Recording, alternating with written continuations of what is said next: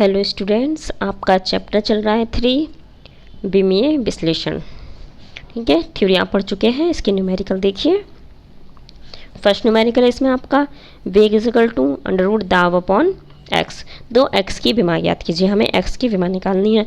X यहाँ पर under root में दिया हुआ है, अंडर रूट में से बाहर निकालने के लिए दोनों साइड हम स्क्वायर करेंगे। तो हमने स्क्वायर कर दिया, इधर से हो गया वेग स्क्वायर इजिकल टू, या इधर की साइड स्क्वायर करने पर इसके ऊपर का रूट हट जाएगा। ठीक है, एक्स इजिकल टू में निकालना है तो एक्स को हम इधर ले गए और इस वेग स्क्वायर को इसके अपॉन में ले आए, ये इस टाइप से। एक्स की विमा हमें निकालनी है तो एक्स की विमा इजिकल टू दाब की विमा अपॉन वेग की विमा। तो दाब की विमा अपॉन वेग स्क्वायर की विमा। ठीक है, तो यहाँ पर दाब की विमा हम जानते हैं ml-1 t-2 होता है और वेग की विमा lt-1 होती है। इसका स्क्वायर करना है तो हमने यहाँ पर इसका स्क्वायर कर दिया, फिर अंदर स्क्वायर को ले जाएंगे, स्क्वायर कर देंगे। ठीक है, अब जो नीचे है कोई भी टर्म नीचे नहीं छोड़ते हैं, ऊपर लेके जाते हैं। हमने आपको बताया इससे तो ये तो कैंसिल हो जाएगा, t-2 है। इस l2 को ऊपर लेके जाएंगे तो ये lt-2 जाएगा ऊपर। ठीक है, यहाँ पर l2-2 है, इसको लिख लेना। यहाँ से क्या हो जाएगा, m ये l-1 है और l-2 भी है, तो ये कितना हो जाएगा, l-3 हो जाएगा। तो यहाँ से हो गया हमारा ml-3, ये आपका आंसर है। नेक्स्ट क्वेश्चन है इसमें आपका a इजिकल टू दिया है दाब अपॉन घनत्व अंडर रूट में, तो a की विमा हमसे पूछी गई है। सीधे सीधे a इजिकल टू लिखा ही हुआ है, तो a की विमा इजिकल टू अंडर रूट में दिया हुआ है दाब की विमा अपॉन घनत्व की विमा। दाब की विमा आप जानते हैं ml-1 t-2 होती है और घनत्व की विमा ml-3। तो इस m से तो m कैंसिल हो जाएगा खैर, और ये क्या है इधर l-3 है, l-3 है, इसको ऊपर ले जाएंगे तो ये हो जाएगा ऊपर जाके l2 l प्लस में हो जाएगा 3 और ये l-1 दिया है तो यहाँ से ऊपर क्या हो जाएगा l2 हो जाएगा, यहाँ से t-2। ये अंडर रूट में दिया हुआ है, अंडर रूट में से बाहर निकालेंगे तो यह जाएगा lt-1। ये यहाँ आपका आंसर है। नेक्स्ट क्वेश्चन है इसमें आपका वैन वाल गैस समीकरण P plus a upon V square b minus B equal to R T में P V व T क्रम से दाब आयतन व ताप है तथा A V व R हमारे कांस्टेंट वैल्यू है, नियतांक है। इसमें a का विमीय सूत्र क्या होगा, हमसे इसकी वैल्यू पूछी गई है। a की विमीय सूत्र हमने ऊपर एक सिद्धांत पढ़ा था, ठीक है, होमोजेनिटी वाला। उसमें यह था कि प्रत्येक पद का विमीय सूत्र क्या है, बराबर होता है। ठीक है, एक भौतिक समीकरण में। तो इसमें देखिए ये समीकरण दी हुई है हमारी, तो इस टर्म का विमीय सूत्र इस वाली टर्म के विमीय सूत्र के बराबर होगा, तो हमने इनको बराबर रख दिया। a अपॉन बी स्क्वायर का बीमा बराबर होगी p के बीमा के। ठीक है, हमें निकालनी है a की बीमा निकालनी है, तो ये b स्क्वायर की बीमा क्या है, इधर मल्टीप्लाई में चली जाएगी, तो ये मल्टीप्लाई में इधर आ गई। यहाँ से p की बीमा दाब इजिकल टू ml-1 t-2 होती है और b की बीमा हमारी l³ होती है। इसका क्या है, हमें स्क्वायर करना है तो इसका स्क्वायर कर देंगे तो ये l की पावर 6 हो जाएगी। इसको इस वाले l-1 के साथ लिखेंगे तो ये हो जाएगा ml5 t-2। ये आपका आंसर है। नेक्स्ट क्वेश्चन है इसमें आपका एम सी स्क्वायर का विमीय सूत्र क्या होगा। ठीक है, एम सी स्क्वायर का विमीय सूत्र पूछा है। एम सी स्क्वायर का विमीय सूत्र एम की विमा इंटू सी स्क्वायर की विमा। ठीक है, तो एम की विमा किससे लिखते हैं, एम, और सी स्क्वायर, सी क्या होता है, हमारा वेग होता है। वेग की विमा हमारी होती है lt-1, इसका स्क्वायर करना है तो इसका स्क्वायर कर देंगे, अंदर इसका स्क्वायर कर दिया तो फिर इस पूरे को एक साथ लिखेंगे तो ml2 t-2 हो जाएगा। नेक्स्ट क्वेश्चन इसमें आपका किसी तरह के विस्थापन समीकरण y equal to a sine omega t minus K X में समय t तथा दूरी x है तो ओमेगा अपॉन k का विमीय सूत्र बताइए। इस ओमेगा और इस k, इसका विमीय सूत्र हमें बताना है। हम जानते हैं तरंग के विस्थापन समीकरण में ये ओमेगा इजकल टू होता है हमारा 2 अपॉन टी, और यहाँ से हम ओमेगा की वैल्यू निकालें, ओमेगा की विमा निकालें तो ये 2 क्या कांस्टेंट वैल्यू है हमारी।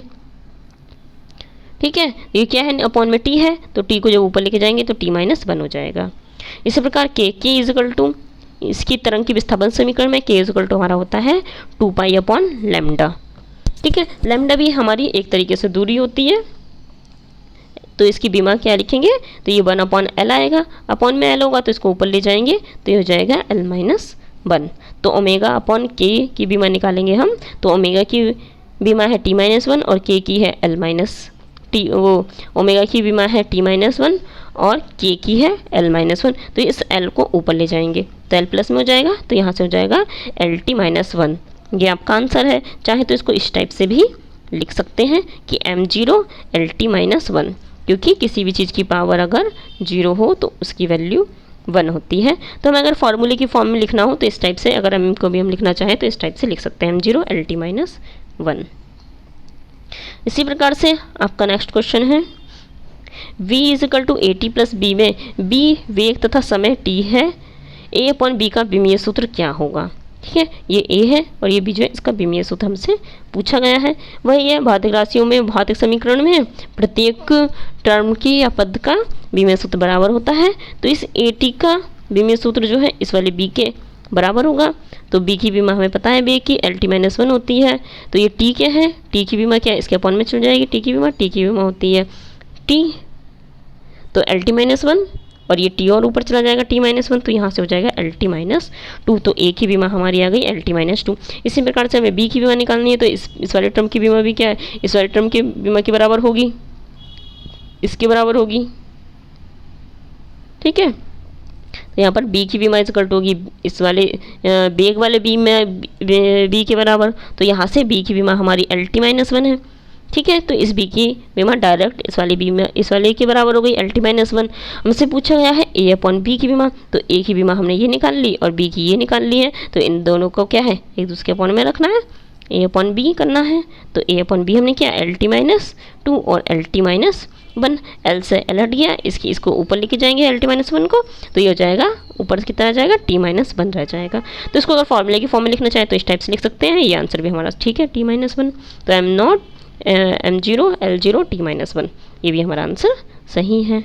ये बिल्कुल सेम सवाल है, बस यहाँ पर इसमें वेग दिया था और यहाँ पर क्या दिया है, एक त्वरण दिया है। बिल्कुल सेम सवाल लिखा हुआ है, बिल्कुल उसकी समीकरण भी सेम दी है। तो इसको आप खुद देख के बिल्कुल कर सकते हैं, सीधे सीधे लिखा है सब।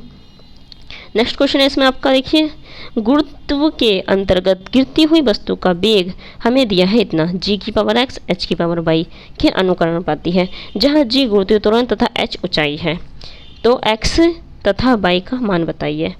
हमें दिया है b = दिया है g⁻x और h⁻y, इसकी क्या है अनुकरणपाती दिया है, अनुकरणपाती का साइन लगा दिया। जब प्रोपोर्शनल का साइन हटाते हैं तो एक कांस्टेंट ले लेते हैं, इक्वल लेते हैं, तो हमने एक कांस्टेंट ले लिया कि इसका कोई रोल नहीं है ज़्यादा। अब हमें निकालना है यहाँ पर x तथा y का मान निकालना है यहाँ से, तो हम इसकी विमा से निकाल सकते हैं। इधर अगर ये देखो b की विमा होगी LT-1 होती है, कि तो कांस्टेंट वैल्यू है, इसकी कोई विमा नहीं। g की विमा हमारी होती है LT-2। g क्या है, गुरुत्वीय त्वरण है, त्वरण की विमा हम निकालते हैं LT-2। और h भी एक तरीके से हमारी दूरी है, लंबाई है, तो ये L हो गई। ठीक है, इसकी पावर x दी है, x रख दी, और इसकी पावर y दी है, y रख दी है। ठीक,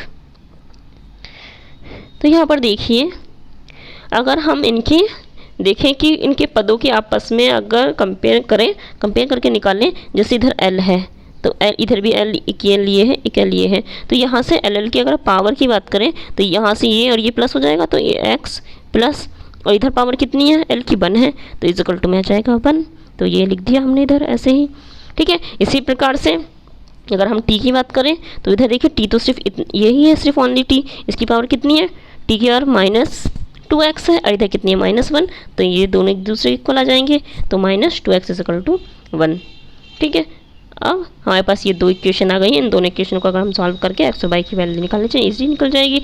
यहाँ से अगर हम x सीधे ही निकल रही है, यहाँ से अगर x की वैल्यू निकालें तो ये 2 जो है इसके अपॉन में चला जाएगा, और माइनस साइन भी है, माइनस साइन से माइनस साइन हट गया, तो x = हमारा हो गया हाफ। अगर इस x की वैल्यू हम यहाँ पर पुट कर दें तो यहाँ से हमारे पास y की वैल्यू जाएगी हाफ। ठीक है, तो हमारे दोनों की वैल्यू निकल के आ गई, यही हमसे पूछा गया था, x तथा y की वैल्यू। नेक्स्ट क्वेश्चन है आपका, यदि L व R क्रम से प्रेरकत्व व प्रतिरोध हो तो L/R की विमा बताइए। L/R की विमा हमसे पूछी गई है, फॉर्मूले से हम या इनके मात्रक से हम क्या है विमा निकालते हैं।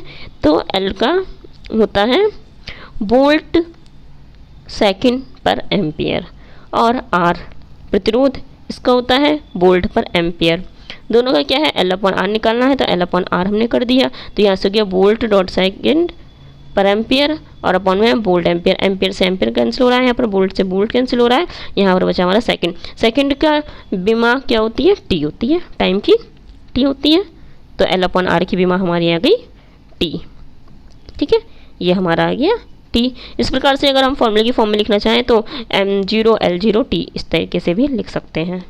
ठीक है, नेक्स्ट क्वेश्चन है आपका इसमें, वायु में ध्वनि की चाल 332 मीटर पर सेकंड है, यदि लंबाई का मात्रक किलोमीटर तथा समय का मात्रक घंटा हो तो चाल का मान बताइए। मीटर पर सेकंड में हमें दिया गया है और हमसे किमी पर हावर में पूछा है। कुछ नहीं करना, बस मीटर को किलोमीटर में चेंज करना है और सेकंड को हावर में चेंज करना है। तो 40/2 दिए 332 मीटर पर सेकंड, तो इस मीटर को हमने क्या है किलोमीटर में चेंज कर लिया 1/1000 से मल्टीप्लाई करके।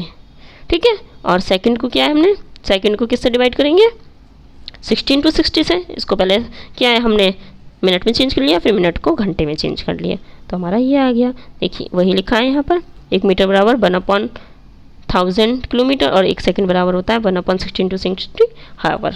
तो ये यहाँ पर हमने पुट कर दिया है।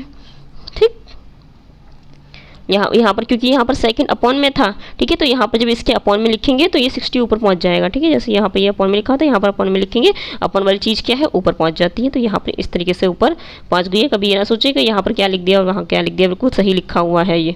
ठीक है, तो इसकी जब कैलकुलेशन करेंगे इन सब की तो ये हमारा निकल के आ जाएगा 1195.2 किलोमीटर पर हावर। ये आपका आंसर है।